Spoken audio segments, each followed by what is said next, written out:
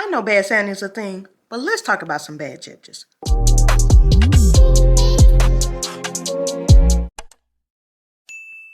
Let's head over to Georgia and talk about Judge Christina Peterson, who's actually no longer on the bench. Now, Peterson was a judge out of Douglas County, and they had received about 30 complaints about her. 20 of them had been confirmed after they did their investigation. She was doing things like letting people in the courthouse after hours to officiate weddings. She was having issues with her home association organization, and she was causing arguments with them, all on camera. Call the special election. I will dismiss the lawsuit.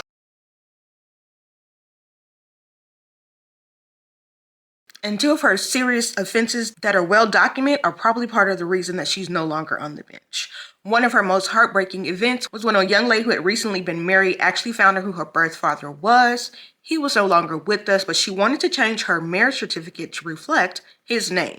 The judge assumed that she was trying to mislead and lie to the court system, so she sentenced her to 20 days in jail with a $500 fine. It took about 2 days for her husband to get that $500 back, and she was out of jail after 2 days, but she was assigned to do 20 days in jail just to get her marriage license updated. And when she was already under review for some of her conduct, she actually got into a fight at a nightclub in Buckhead. Now, her account of the event is that she was helping a young lady who was being harassed in the club, and as they were forced out of the club, she saw that young lady being held by an officer, and she went to defend that young lady that was being held by that officer. That officer claimed that she actually hit an officer, and she was arrested. Now, the body cam footage from that night leaves nothing to the imagination because she talked the entire time, and it was all recorded on camera. Falsely accusing a black woman. What did you do? Nothing. Nothing, ma'am. Nothing. He hit a woman. He abused a woman, ma'am. And he punched a woman to the ground, and then he did me the same. Punch the cop. He said I punched him. That's You want to provide your name? So I know my rights. Okay. I have not committed a crime. Book me in right now. Okay, I need your name. Book me in. I have not committed a crime. Book me in. You are under arrest for disorderly conduct. now, when they did their investigation, there was a court hearing that took place. So the young woman who was sentenced to that jail time got on the stand, and as the defendant got on the stand to defend herself, she gave us her sad sob story. I'm the first African-American female and Democrat. Yes. I was never celebrated or congratulated. The first, on my day of swearing in, I was sworn in by Judge Emerson. I received my first JQC complaint. Clearly, they did not believe her because they did go ahead and remove her from the bench, and she is banned from holding any elected or appointed position in Georgia for 7 years. So former Judge Christina Peterson is on the top of our list for bad judges for 2024. Now let's head over to Florida to Seminole County for our next bad judge, and that's going to be Judge Wayne Culver. Now, back in 2022, while the judge was conducting court, a gentleman walked into the courthouse, and he was kind of quite in a distraction kind of a mode, but he did let the judge know he was trying to find a seat. The judge started yelling at him. The gentleman responded, "I'm just trying to find a seat."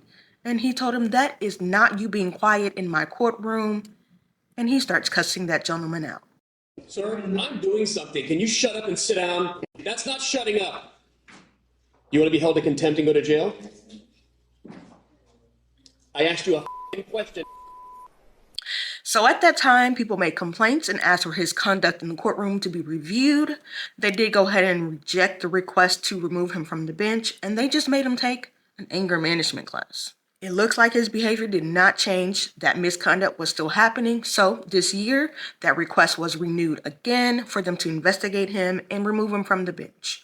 It does look like they only gave him a 60-day suspension, but I doubt that this is the end of the list for him for bad judges, so we might see him again. Now let's head over to Michigan, to Oakland County, to meet Judge Kathleen Ryan, who's next on our bad judge list. So Michigan is a state that allows one-party recordings to take place, and that's kind of where we need to start. She's actually in trouble for some recordings that an attorney did over a while because the behavior just kept getting worse and worse and worse, according to him. Now, these conversations were taking place over the phone, after hours, during hours. It seemed as if it was of a personal nature, but Edward Hutton states it was just for his safety because he's in a position where he can get fired and she's in a position that is protected. He had to do something to make sure that he kept his job, and that is how we have these recordings. So he originally placed a complaint for harassment on Judge Ryan that was based on a word that rhymes with 6. That one. Yeah. He filed a complaint against her for that, and he didn't hear anything for about 60 days. And he was like, yeah, this is not going to get any better. So what he did was went ahead and sent those recordings over to a higher up and a local news station. And that is how we got this information. Now, Judge Ryan seems to come from a family of judges because her brother and her father are both judges as well. And that is 3 people in the family that are judges. So I would say that's a judge family. Now, back in 2021, she was arrested for domestic violence with her then boyfriend. He did not want to press charges, so when they called him to get information about the incident, he said, can I come pick up my girlfriend? She may have hit me a couple of times, but when can I come pick her up? So the charges were eventually dropped. Now, back to these recordings. They are quite harsh, so trigger warning, if any of these type of comments will trigger you, go ahead and exit now, because they are quite offensive, and yeah, they're just offensive. That's the easiest way to say it. Now, Mr. Hutton stated that the comments she made were homophobic and racist, and any class that will be protected, he stated pretty much is the subject matter that she went down that rabbit hole of being offensive on. Well, if you're black from any other country, you're doing way better. If you're an American black person, then you're a lazy piece of oh,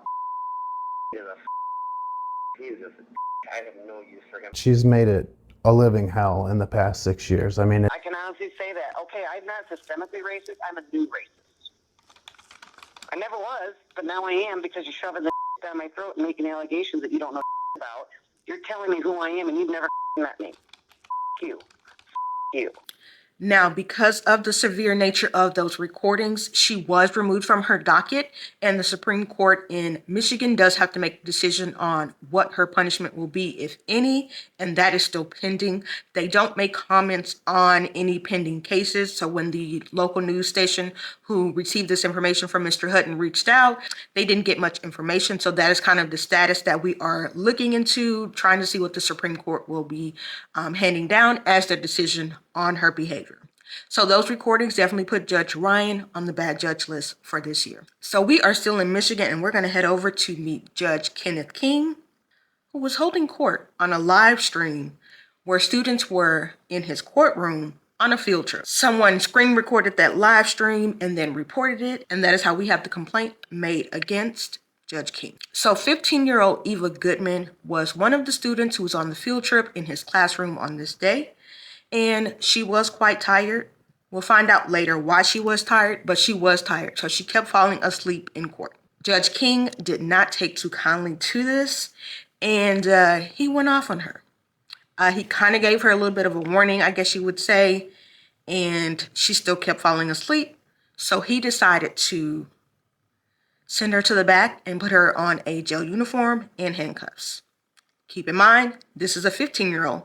On a field trip. Now, Judge King had some very harsh words for her, like, you're not going to disrespect my courtroom, you're old enough to know better, and things of that sort. And it just came from a very insensitive place, especially not knowing the reason as to why she was tired. That's not something that normally happens, but I felt compelled to do it because I didn't like the child's attitude. So that was my own version of scared straight. One thing you'll learn about my courtroom is that I am not a toy. I'm not to be played with. You sleep at home in your bed, not in court. Quite frankly, I don't like your attitude. You're old enough to know better. What is your problem? Now, after this incident took place, Eva's mom did go ahead and file a complaint. And her reason for explaining as to why her daughter was tired is because they had recently been unhoused and they were up quite late. And so she was up with her mom trying to figure things out. And that's why she was tired. She had found out last minute about the field trip. Instead of telling her no because of their situation, she thought it would be a distraction. So she told her to go ahead and go. And that is why she was falling asleep in the courtroom, is because she was tired. based on a situation that was beyond her control. Now, when things got out about the complaint against Judge King, his stance on it was still firm at the time, and he was like, it was my version of beyond scared straight. There are just, decorum that you have to do in the courtroom. I don't think I was that bad on her. I really could have did more, but I didn't. And that was kind of his stance at the time. So the higher-ups did not agree with his stance on it, and they did go ahead and hand down a punishment for him. Some people think it was a little bit harsh, and some people think it was just enough based on the situation of her only being a 15-year-old. So they removed him from his standard court docket. He was also a professor at Wayne State University, where he typically had about 5 classes that he taught over the semester. This semester, he only had 2 that he was in charge of. They did go ahead and remove him from those 2 classes, even though Wayne State states for the record that they had no issues with him on site or with any faculty members or students. They just went ahead and followed the kind of guidelines that the higher ups gave for him, and they go ahead and remove him from those current classes this semester. They also demoted him down to handle only speeding tickets and minor offenses, and he was also required to take a class for social emotional training.